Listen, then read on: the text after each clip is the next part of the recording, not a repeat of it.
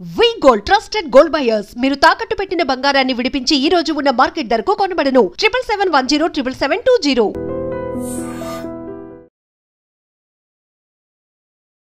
Welcome to iDream media. So జనరల్గా diabetes sugar వ్యాధి ఇబ్బంది పెడుతూ ఉంది. సో ఇంట్లో ఇద్దరుంటే ఒకరికి ఖచ్చితంగా షుగర్ ఉంటున్న పరిస్థితి మనం చూస్తూ ఉన్నాము. అయితే ఎన్ని మందులు వాడినా షుగర్ కంట్రోల్లోనే ఉంటుంది, కానీ పూర్తి స్థాయిలో తగ్గింది ఎక్కడా లేదు. అయితే అసలు న్యాచురోపతి దీని గురించి ఏం చెప్తుంది, దీని ద్వారా న్యాచురోపతి వైద్యం ద్వారా ఎట్లా తగ్గించుకోవచ్చు, వివరాలు తెలుసుకుందాం. మనతో పాటు ప్రముఖ న్యాచురోపతి వైద్యులు డాక్టర్ జ్యోత్స్న పులిపాటి ఉన్నారు. డాక్టర్ గారు నమస్తే అండి. నమస్తే అండి. డాక్టర్ గారు, డయాబెటీస్ షుగర్ వ్యాధి వస్తుంది, దాన్ని తగ్గించుకోవాలంటే జీవితాంతం మందులు వాడాలి, కానీ ఇది పూర్తిగా తగ్గింది మందులు ఆపేశాను అనేది ఎక్కడా ఉండదు. ఇది ఒక లైఫ్ స్టైల్ డిజార్డర్ అని చెప్తున్న నేపథ్యంలో అసలు న్యాచురోపతి వైద్యం ఏం చెప్తుంది, దీని గురించి ఎట్లా తగ్గించుకోవాలి? సో డయాబెటీస్ అనేది మీరు అన్నట్లు life style disorder, metabolic disorder బేసిక్గా. సో మనందరికీ తెలుసు, ఇన్సులిన్ ఏదైతే ఉత్పత్తి మన బీటా సెల్స్ ప్యాంక్రియాస్ నుంచి ఉత్పత్తి చేస్తుందో, మనం తినే భోజనంలో వెళ్ళే గ్లూకోజ్ ఏదైతే బ్లడ్లో ఉంటుందో అది సెల్స్లోకి చేరాలి అని అంటే ఇన్సులిన్ అనేది చాలా ఇంపార్టెంట్. అది లేనిదే ఆ బ్లడ్ గ్లూకోజ్ అనేది అబ్జార్ప్షన్ అనేది జరగదు. సో ఎప్పుడైతే ఇన్సులిన్ లెవెల్స్ తగ్గడము, లేకపోతే యాక్చువల్గా జరిగేది ఏంటంటే ఎక్కువగా మనం చూసేది టైప్ 2 డయాబెటీస్. టైప్ 2 డయాబెటీస్లో ఏం జరుగుతుంది అంటే ఇన్సులిన్ లెవెల్స్ యాక్చువల్లీ ఎక్కువగా ఉంటాయి. ఎందుకు అనంటే ఇన్సులిన్ లెవెల్స్ ప్రొడ్యూస్ చేసిన తర్వాత కూడా మనకి రిసెప్టర్స్ అనేది పని చేయక, ఎందుకు అనంటే ఇన్సులిన్ రెసిస్టెన్స్ అనేది డెవలప్ అయ్యి ఆ ఉన్న ఇన్సులిన్ని సెల్స్ వాడకపోవడంతో మన బాడీ అనుకుంటుంది ఇంకా ఇన్సులిన్ కావాలనేమోననేసి ఇంకా ఇన్సులిన్ని ప్రొడ్యూస్ చేస్తుంది.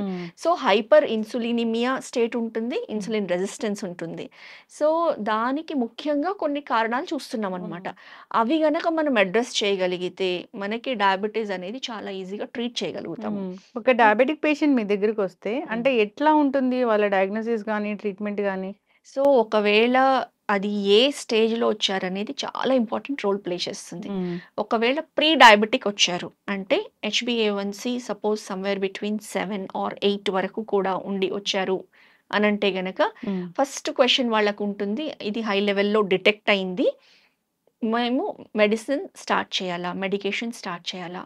So as a naturopathy doctor first మేము చెప్పేది, మనము లైఫ్ స్టైల్ చేంజెస్ చేసిన తర్వాత కూడా తగ్గకపోతే ఆ తర్వాత చూస్తాం.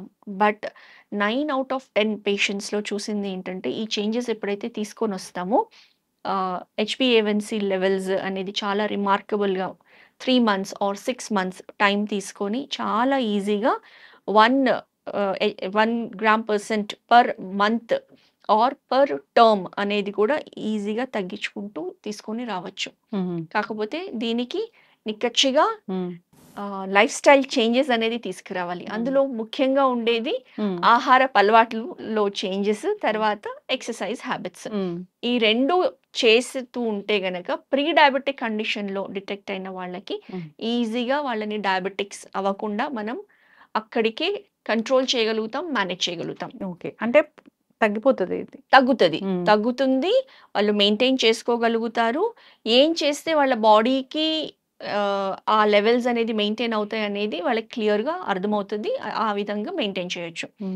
అదే ఆల్రెడీ డయాబెటిక్ మెడికేషన్ పైన ఉన్నారు, 10 yearsగా డయాబెటిక్ ఉన్నారు, మెడిసిన్ తీసుకుంటూ ఉన్నారు, లేకపోతే గనక ఆల్రెడీ ఇన్సులిన్ పైన ఉన్నారు, అలాంటి కండిషన్లో వచ్చిన పేషెంట్స్ అయితే గనక వాళ్ళకి మనము ఎగ్జిస్టింగ్ ఏదైతే మెడిసిన్ తీసుకుంటున్నారో మనం సడన్గా స్టాప్ చేయడానికి ఉండదు.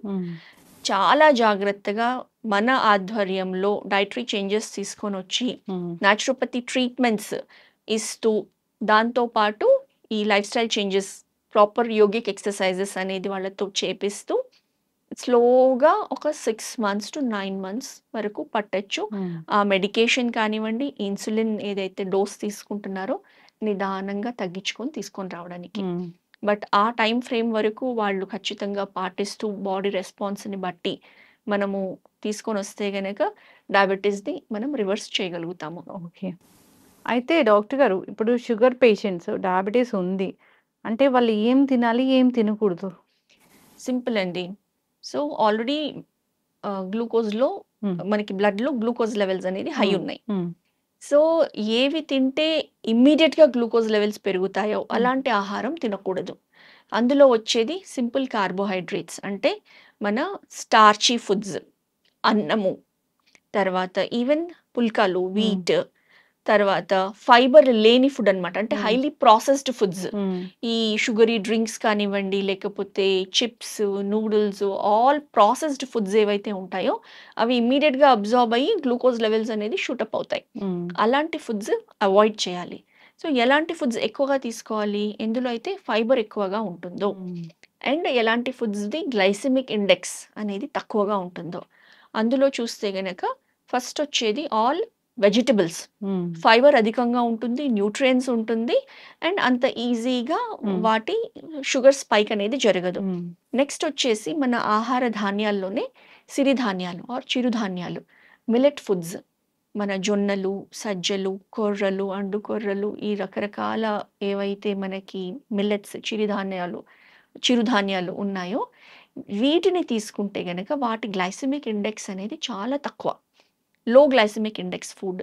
అవి తీసుకుంటే మన శరీరంలో బ్లడ్ గ్లూకోజ్ లెవెల్స్ అనేది నిదానంగా పెరుగుతాయి, పెరిగినా కూడా ఒక స్టేబుల్ లెవెల్గా ఉంటుంది. సో బ్లడ్ గ్లూకోజ్ అనేది చాలా స్లోగా రిలీజ్ అవుతూ వస్తుంది. అలాంటప్పుడు మనకి డయాబెటీస్తో వచ్చే కాంప్లికేషన్స్ ఫ్యూచర్లో ఏవైతే ఉంటాయో అవి రాకుండా ఉంటాయి అండ్ షుగర్ లెవెల్స్ మెయింటైన్ అవుతాయి. ఓకే. ఇప్పుడు వాకింగ్ చాలా ప్రాధాన్యం, దీనికి ఖచ్చితంగా చేయాలి, చాలా ఇంపార్టెంట్ థింగ్ అని చెప్తారు. ఇంకా శారీరక వ్యాయామం కూడా చెప్తారు. అంటే యోగాలో దీనికోసం, డయాబెటీస్ కోసం ఎలాంటి ఆసనాస్ ఉంటాయి, వాకింగ్ గురించి ఏం చెప్తారు, ఎంత టైం వాకింగ్ చేయాలి మనం? సో వాకింగ్ గురించి చెప్పాలి అని అంటే అన్ని ఎక్సర్సైజెస్ ఎప్పుడు చెప్తాను మంచి ఎక్సర్సైజెసే. అన్నిటికంటే ఈజీ అండ్ సింపుల్ ఎవరికైనా చెప్పాలి అని అంటే వాకింగ్ చేయండి అని చెప్పగలుగుతాం. కానీ వాకింగ్ చేసేదానికి కూడా ఒక పద్ధతి ఉంటుంది, ఒక డ్యూరేషన్ అనేది ఉంటుంది. అసలు ఎక్సర్సైజ్ అని అంటే మన హార్ట్ బీట్ అనేది ఒక రేంజ్ వరకు వెళ్ళి నిదానంగా కిందకి వస్తేనే ఆ ఎక్సర్సైజ్ బెనిఫిట్స్ అనేది ఉంటుంది. అందులో ఒక ఫార్ములా ఉందన్నమాట. మన హార్ట్ బీట్ ఎక్సర్సైజ్ చేసినప్పుడు 220 మైనస్ ఏజ్ అంతవరకు వెళ్ళాలి. సపోజ్ ఒక 30 ఇయర్స్ పర్సన్ ఎవరైతే ఎక్సర్సైజ్ చేస్తున్నారో, సో 220 మైనస్ 30 అంటే 190 బీట్స్ పర్ మినిట్ వరకు వెళ్ళి నిదానంగా స్లో డౌన్ అయితే అది ఒక పీక్ రేట్కి వెళ్ళి ఎక్సర్సైజ్ బెనిఫిట్స్ అనేది దొరుకుతుందన్నమాట. ఇప్పుడు వాకింగ్ చేసినప్పుడు మనకి అంతవరకు వెళ్తుందా హార్ట్ రేట్ అన్నది మనం చూసుకోవాలి. సో అలా వెళ్ళినప్పుడు 100% బెనిఫిట్స్ అనేది దొరకదు. But walking is definitely better than any other exercise. ఎందుకంటే ఏజ్డ్ పీపుల్ ఉన్నారు, సింపుల్గా బయటకి వెళ్ళి ఒక హాఫ్ అన్ అవర్ కనీసం వాక్ చేసి వస్తే కూడా మూమెంట్ అనేది ఉంటుంది మన కాళ్ళల్లో, మన శరీరంలో అండ్ బ్లడ్ సర్క్యులేషన్ అనేది ఇంప్రూవ్ అవుతుంది. సో ఏమీ చేయని దానికంటే walking is definitely best good exercise. So వారంలో 5 రోజులన్నా ఒక 30 మినిట్స్ అన్నా వాక్ చేస్తే అప్పుడు కొంతలో కొంత బెనిఫిట్ అనేది దొరుకుతుంది. హోమ్ రెమెడీస్ ఏముంటాయి ఈ షుగర్ లెవెల్స్ని కంట్రోల్లో ఉంచుకోవడానికి? జనరల్గా పెరుగులో మెంతులు ఇలా చెప్తూ ఉంటారు కదా, కరేలా జ్యూస్ ఇలాగా నిజంగానే పనిచేస్తాయా? బెస్ట్ హోమ్ రెమెడీస్ అంటే ఏమున్నాయి? ఖచ్చితంగానండి. ఇప్పుడు మనకి ఈ మెట్ఫార్మిన్ టాబ్లెట్స్ ఏవైతే డయాబెటిక్స్ తీసుకుంటారో అందులో వచ్చే ఏదైతే డోసేజ్ ఉంటుందో చెప్పాలి అని అంటే మెంతులు లో మనకి ఒక టేబుల్ స్పూన్ మెంతులు తీసుకుంటే గనక మెట్ఫార్మిన్ టాబ్లెట్ తీసుకోవాల్సిన అవసరం లేనంత సిమిలర్ డోసేజ్ అనేది యాంటీ డయాబెటిక్ ఫార్ములేషన్ ఉంటుంది అందులో. సో పొద్దున్నే లేచి రాత్రిపూటే ఒక స్పూన్ మెంతులు ఒక గ్లాస్ నీళ్ళల్లో నానపెట్టి మార్నింగ్ దాన్ని డికాక్షన్గా కాచి తీసుకుంటే గనక ఈ షుగర్ లెవెల్స్ అనేది స్పైక్ కాకుండా ఉంటాయి. అంతేకాకుండా మెంతులని మనము స్ప్రౌట్స్ తయారు చేసి అది కూడా ఒక స్పూన్ స్ప్రౌట్స్ తీసుకుంటే కూడా చాలా బాగా ఉపయోగపడుతుంది. కాకరకాయ జ్యూస్ అంటే చాలా మంది చేదుగా ఉంటుంది, కష్టపడతారు. సో తాగగలిగితే మంచిదే. లేదు అని అంటే మనకి వారంలో ఒక 3 రోజులు కాకరకాయ జస్ట్ స్టీమ్ చేసుకొని దాన్ని కర్రీగా అందులో కొంచెం మనము మజ్జిగలో ఉడకపెట్టామనుకోండి కాకరకాయని, దాని చేదు విరుగుతుంది.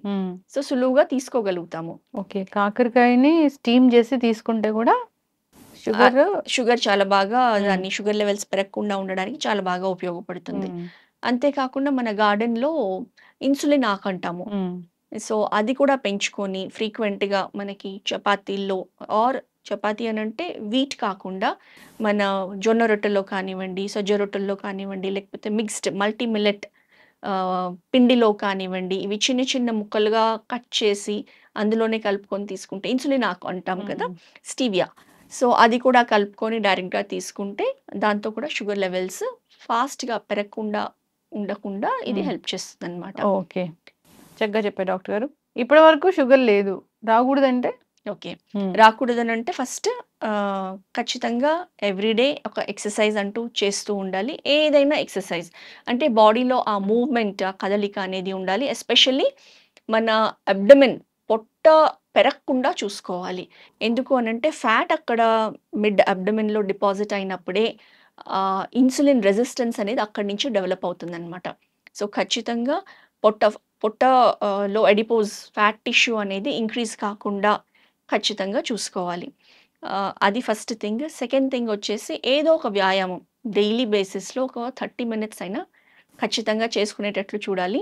అంతేకాకుండా ఆహారం ఏదైతే తీసుకుంటున్నామో ఫ్రైడ్ ఫుడ్స్, స్వీట్స్ అధికంగా తీసుకొని అంటే ఎక్సెస్ క్యాలరీ ఫుడ్ అనేది తీసుకోకుండా ఉంటూ ఐడియల్ వెయిట్ మెయింటైన్ చేశాము అనంటే అంత ఈజీగా ఈ షుగర్ టైప్ 2 డయాబెటీస్ అనేది రాకుండా ఉంటుంది. అండ్ ఎవరు ఎక్కువ జాగ్రత్త పడాలి అనంటే ఆల్రెడీ వాళ్ళ పేరెంట్స్‌కి, గ్రాండ్ పేరెంట్స్‌కి ఫ్యామిలీలో హిస్టరీ ఉంది అనంటే అలాంటి వాళ్ళు ఈ జాగ్రత్తలు చాలా ఖచ్చితంగా తీసుకోవాలి. ప్లస్ స్ట్రెస్ అనేది లేకుండా చూసుకోవాలి. సో స్ట్రెస్‌ని మేనేజ్ చేసుకుంటూ మెడిటేషన్ చేయడము, లేకపోతే ఈజీగా నేచర్ వాక్స్‌కెళ్ళడము, వాళ్ళ ఇష్టమైన హాబీస్‌ని పర్స్యూ చేస్తూ స్ట్రెస్‌ని మేనేజ్ చేసుకుంటూ ఉంటే కూడా ఈ షుగర్స్ అనేది డయాబెటీస్ ఎస్పెషల్లీ ఇంక్రీజ్ కాకుండా ఉంటుందన్నమాట. యెస్. చక్కగా చెప్పారు డాక్టర్ గారు. డయాబెటీస్ అసలు ఎలా పెరిగిపోతుందంటే ఇంకా చెప్పలేము. డయాబెటీస్ లేని ఇల్లు, పేషెంట్ లేని ఇల్లు అంటే లేదు లేదు. అనేంత వరకు వెళ్ళిపోయింది. మనం తీసుకునే రైస్ దీనికి కారణం అంటున్నారు. మన ఆహారపు అలవాట్లు అంటున్నారు. సో ప్రతీదీ కూడా డయాబెటీస్‌కి కారణమనే చెప్తున్నారు. ఈవెన్ రెగ్యులర్‌గా చపాతీ తింటారు. వాళ్ళకి కూడా డయాబెటీస్ వచ్చే అవకాశం ఉందని కూడా చెప్తున్నారు. చపాతీలు అన్నం మానేసి చపాతీ తింటే అదేమీ పెద్ద మిరాకిల్ చేయదు. అవును. దానివల్ల కూడా వచ్చే అవకాశం ఉందని.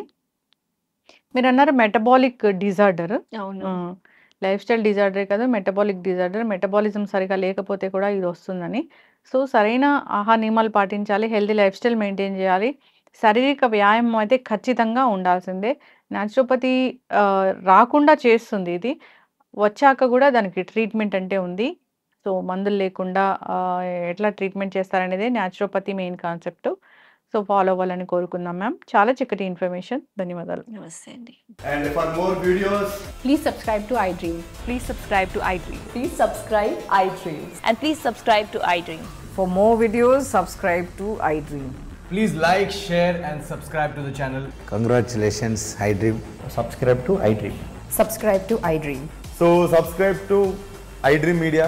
iDream की iDream team अंदर की huge congratulations. Please subscribe iDream Media. Please subscribe to iDream. Subscribe iDream. Please subscribe to iDream. iDream అంటే నా కళల ఛానల్ సబ్స్క్రైబ్ చేసుకున్న నోరు తిరుగుతలేదు. మీరైతే గంట గుర్తు కొట్టండి. For more such videos, please subscribe to iDream. Subscribe to iDream. Please subscribe to iDream. Please subscribe iDream Media. Please do subscribe to iDream. Please subscribe to iDream Media. For best entertainment and information, please subscribe iDream. And don't forget to subscribe to iDream.